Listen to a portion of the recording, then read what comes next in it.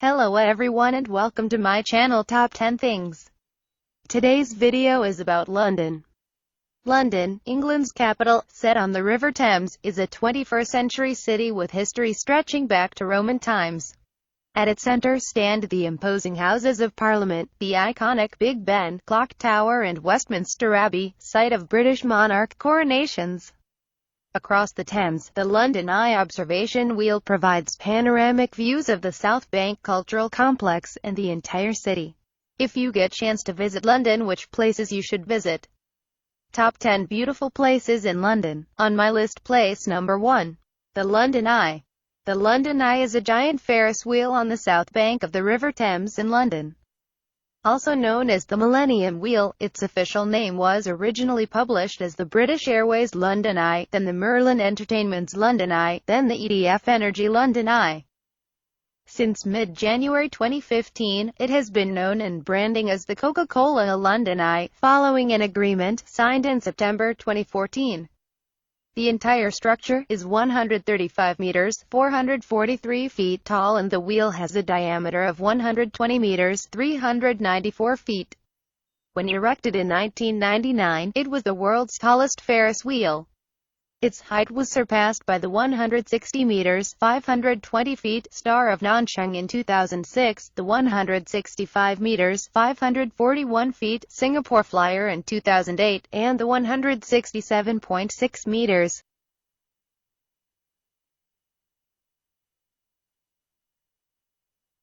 Supported by an A-frame on one side only. Unlike the taller Nanchang and Singapore wheels, the Eye is described by its operators as the world's tallest cantilevered observation wheel. It is currently Europe's tallest Ferris wheel, and offered the highest public viewing point in London, until it was superseded by the 245-metre, 804 feet, observation deck on the 72nd floor of the Shard, which opened to the public on the 1st of February 2013. It is the most popular paid tourist attraction in the United Kingdom with over 3.75 million visitors annually, and has made many appearances in popular culture. On my list, place number 2. Buckingham Palace. Buckingham Palace is the London residence and principal workplace of the reigning monarch of the United Kingdom, located in the city of Westminster. The palace is often at the center of state occasions and royal hospitality. It has been a focus for the British people at times of national rejoicing. Originally known as Buckingham House, the building which forms the core of today's palace was a large townhouse built for the Duke of Buckingham in 1703 on a site which had been in private ownership for at least 150 years. It was subsequently acquired by King George III in 1761 as a private residence for Queen Charlotte and was known as the Queen's House. During the 19th century it was enlarged, principally by architects John Nash and Edward Blore, who formed 3 wings around a central courtyard. Buckingham Palace finally became the official royal palace of the British monarch on the accession of Queen Victoria in 1837. The last major structural additions were made in the late 19th and early 20th centuries, including the east front, which contains the well-known balcony, on which the royal family traditionally congregates to greet crowds outside. However, the palace chapel was destroyed by a German bomb during World War II. The Queen's Gallery was built on the site, and opened to the public in 1962, to exhibit works of art from the royal collection. The original early 19th century interior designs, many of which still survive, included widespread use of brightly colored scagliola and blue and pink lapis, on the advice of Sir Charles Long. King Edward VII oversaw a partial redecoration in a Belle Epoque cream and gold color scheme. Many smaller reception rooms are furnished in the Chinese Regency style with furniture and fittings brought from the Royal Pavilion at Brighton, and from Carlton House. The Buckingham Palace Garden is the largest private garden in London. The staterooms, used for official and state entertaining, are open to the public each year for most of August and September, as part of the palace's summer opening. On my list, place number 3. British Museum. The British Museum is a museum dedicated to human history, art, and culture, located in the Bloomsbury area of London. Its permanent collection, numbering some 8 million works, is among the largest and most comprehensive in existence and originates from all continents, illustrating and documenting the story of human culture from its beginnings to the present. The British Museum was established in 1753, largely based on the collections of the physician and scientist Sir Hans Sloane. The museum first opened to the public on 15 January 1759 in Montague House in Bloomsbury, on the site of the current museum building. Its expansion over the following 2.5 centuries was largely a result of an expanding British colonial footprint, and has resulted in the creation of several branch institutions.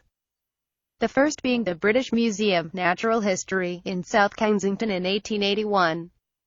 Some objects in the collection, most notably the Elgin marbles from the Parthenon, are the objects of controversy, and of calls for restitution to their countries of origin, until 1997, when the British Library, previously centered on the Round Reading Room, moved to a new site. The British Museum housed both a National Museum of Antiquities and a National Library in the same building.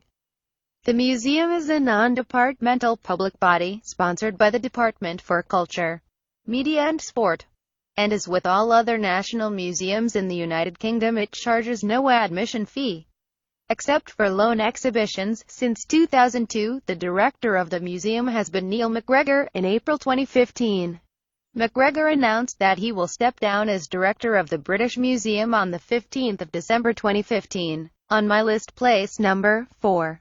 Tower Bridge. Tower Bridge, built 1886 to 1894, is a combined bascule and suspension bridge in London. The bridge crosses the River Thames close to the Tower of London, and has become an iconic symbol of London. Tower Bridge is one of 5 London bridges, now owned and maintained by the Bridge House Estates, a charitable trust, overseen by the City of London Corporation. It is the only one of the Trust's bridges not to connect the City of London directly to the Southwark Bank, the northern landfall being in Tower Hamlets. The bridge consists of 2 bridge towers, tied together at the upper level by 2 horizontal walkways, designed to withstand the horizontal tension forces exerted by the suspended sections of the bridge on the landward sides of the towers. The vertical components of the forces in the suspended sections and the vertical reactions of the 2 walkways are carried by the 2 robust towers. The bascule pivots and operating machinery are housed in the base of each tower. The bridge's present color scheme dates from 1977, when it was painted red, white and blue for Queen Elizabeth II's Silver Jubilee. Originally it was painted a mid-greenish-blue color. The bridge deck is freely accessible to both vehicles and pedestrians, whilst the bridge's twin towers, high-level walkways and Victorian engine rooms form part of the Tower Bridge exhibition, for which an admission charge is made. The nearest London Underground tube stations are Tower Hill on the Circle and District lines, London Bridge and Bermondsey, and the nearest Docklands Light Railway station is Tower Gateway. On my list, place number 5. The Palace of Westminster. The Palace of Westminster is the meeting place of the House of Commons and the House of Lords, the 2 houses of the Parliament of the United Kingdom. Commonly known as the Houses of Parliament after its occupants, the palace lies on the northern bank of the River Thames in the city of Westminster, in central London. Its name, which derives from the neighbouring Westminster Abbey, may refer to either of 2 structures. The Old Palace, a medieval building complex that was destroyed by fire in 1834, and its replacement, the new palace that stands today. For ceremonial purposes, the palace retains its original style and status as a royal residence, and is the property of the Crown. The first royal palace was built on the site in the 11th century, and Westminster was the primary residence of the kings of England until a fire destroyed much of the complex in 1512. After that, it served as the home of the Parliament of England, which had been meeting there since the 13th century, and also is the seat of the Royal Courts of Justice, based in and around Westminster Hall. In 1834, an even greater fire ravaged the heavily rebuilt Houses of Parliament, and the only medieval structures of significance to survive were Westminster Hall, the cloisters of St. Stephen's, the chapel of St. Mary Undercroft, and the Jewel Tower. The subsequent competition for the reconstruction of the palace was won by the architect Charles Barry. whose design was for new buildings in the Gothic Revival style, specifically inspired by the English Perpendicular Gothic style of the 14th–16th centuries. The remains of the old palace, with the exception of the detached jewel tower, were incorporated into its much larger replacement, which contains over 1,100 rooms, organized symmetrically around two series of courtyards. Part of the new palace's area of 3.24 hectares, 8 acres, was reclaimed from the Thames, which is the setting of its principal 266-meter (873 feet) facade, called the riverfront. Barry was assisted by Augustus W. N. Puging, a leading. Construction started in 1840, and lasted for 30 years. Suffering great delays and cost overruns, as well as the death of both leading architects, works for the interior decoration continued intermittently well into the 20th century. Major conservation work has been carried out since. To reverse the effects of London's air pollution, and extensive repairs took place after the Second World War, including the reconstruction of the Commons Chamber following its bombing in 1941. The palace is one of the centres of political life in the United Kingdom. Westminster has become a metronome for the UK Parliament, and the Westminster system of government has taken its name after it. The Elizabeth Tower, in particular, which is often referred to by the name of its main bell, Big Ben, is an iconic landmark of London and the United Kingdom in general, one of the most popular tourist attractions in the city, and an emblem of parliamentary democracy. The Palace of Westminster has been a Grade I listed building since 1970 and part of a UNESCO World Heritage Site since 1987. On my list, place number 6. St. Paul's Cathedral. St. Paul's Cathedral, London, is an Anglican cathedral, the seat of the Bishop of London, and the mother church of the Diocese of London. It sits on Ludgate Hill at the highest point of the City of London. Its dedication to Paul the Apostle dates back to the original church on this site. Founded in AD 604, the present church, dating from the late 17th century, was designed in the English Baroque style by Sir Christopher Wren. Its construction, completed in Wren's lifetime, was part of a major rebuilding program in the city after the Great Fire of London. The cathedral is one of the most famous and most recognizable sights of London. Its dome, framed by the spires of Wren's city churches, dominated the skyline for 300 years. At 365 feet 111 meters high, it was the tallest building in London from 1710 to 1962. The dome is among the highest in the world. St. Paul's is the second largest church building in area in the United Kingdom after Liverpool Cathedral. St. Paul's Cathedral occupies a significant place in the national identity. It is the central subject of much promotional material, as well as of images of the dome surrounded by the smoke and fire of the Blitz. Services held at St. Paul's have included the funerals of Lord Nelson, the Duke of Wellington and Sir Winston Churchill, Jubilee celebrations for Queen Victoria, peace services marking the end of the First and Second World Wars, the wedding of Charles, Prince of Wales and Lady Diana Spencer, the launch of the Festival of Britain, and the Thanksgiving services for the Golden Jubilee, the 80th birthday, and the Diamond Jubilee of Elizabeth II. St. Paul's Cathedral is a working church with hourly prayer and daily services. On my list, place number 7. Natural History Museum. The Natural History Museum in London is a museum exhibiting a vast range of specimens from various segments of natural history. It is one of 3 major museums on Exhibition Road in South Kensington, the others being the Science Museum, and the Victoria and Albert Museum. The Natural History Museum's main frontage, however, is on Cromwell Road. The museum is home to life and earth science specimens, comprising some 80 million items within 5 main collections: botany, entomology, mineralogy, paleontology and zoology. The museum is a world-renowned center of research specializing in taxonomy, identification and conservation. Given the age of the institution, many of the collections have great historical as well as scientific value, such as specimens collected by Charles Darwin. The museum is particularly famous for its exhibition of dinosaur skeletons and ornate architecture, sometimes dubbed a cathedral of nature, both exemplified by the large Diplodocus cast which dominates the vaulted central hall. The Natural History Museum library contains extensive books, journals, manuscripts, and artwork collections linked to the work and research of the scientific departments. Access to the library is by appointment only. The museum is recognized as the preeminent center of natural history and research of related fields in the world, although commonly referred to as the Natural History Museum. It was actually officially known as British Museum, Natural History, until 1992, despite legal separation from the British Museum itself in 1963. Originating from collections within the British Museum, the landmark Alfred Waterhouse Building was built and opened by 1881, and later incorporated the Geological Museum. The Darwin Centre is a more recent addition, partly designed as a modern facility for storing the valuable collections. Like other publicly funded national museums in the United Kingdom, the Natural History Museum does not charge an admission fee.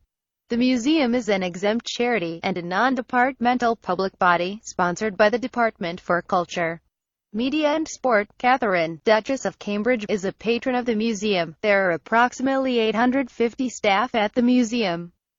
The two largest strategic groups are the Public Engagement Group and Science Group. On my list, place number 8. London Zoo. London Zoo is the world's oldest scientific zoo. It was opened in London on April 27, 1828, and was originally intended to be used as a collection for scientific study.